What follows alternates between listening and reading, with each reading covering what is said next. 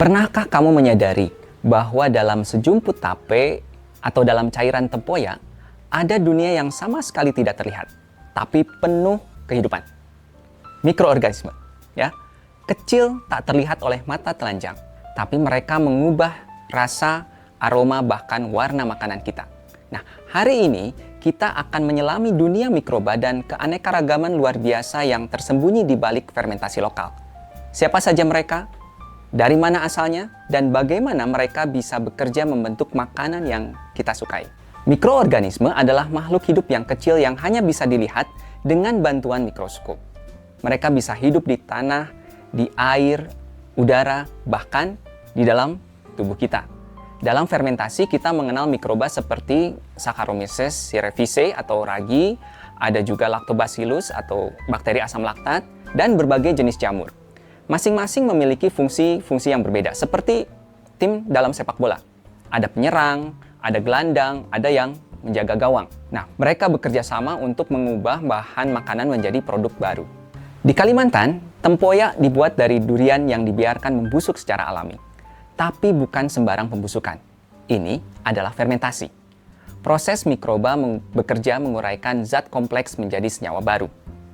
Ragi dan bakteri asam laktat alami akan tumbuh dari lingkungan.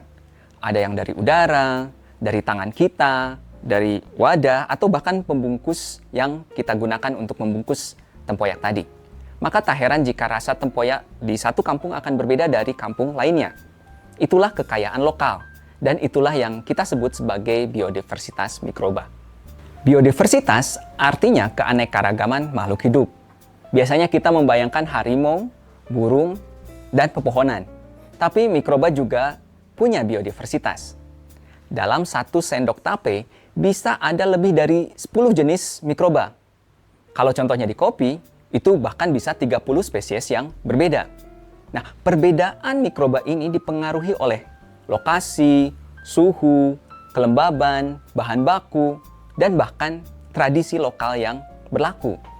Mikroba di pegunungan Papua bisa beda dengan dari pesisir Sumatera, dan itu membuka peluang besar dalam bioteknologi. Saccharomyces menghasilkan gas dan alkohol, membuat tape menjadi empuk dan manis. Lactobacillus menurunkan pH dan membuat makanan aman dari pembusukan. Acetobacter bisa mengubah alkohol menjadi asam asetat menjadi rasa masam yang khas. Semua mikroba ini hidup berdampingan. Kadang bersaing, kadang bekerja sama. Kita menyebutnya sebagai komunitas mikroba, mirip masyarakat kecil di dalam toples. Kamu bisa melakukan eksperimen sendiri. Ambil cairan dari tape, taruh di kapas, dan simpan di wadah yang gelap. Beberapa hari kemudian akan muncul koloni jamur dan bakteri. Dengan kaca pembesar, kamu bisa lihat teksturnya seperti apa. Jika ada mikroskop, lebih bagus lagi, bahkan bisa lihat lebih detail. Inilah cara kita mengenal mikroba.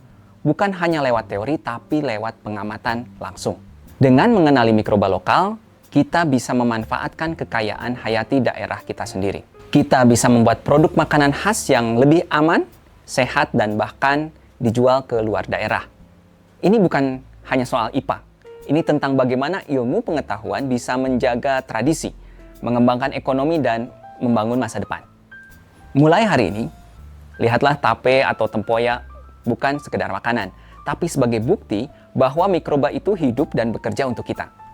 Amati, catat, dan uji. Dan siapa tahu, kamu menemukan mikroba baru dari kampungmu sendiri. Sampai jumpa di modul berikutnya. Kita akan memasuki dunia molekul, DNA, dan enzim mikroba.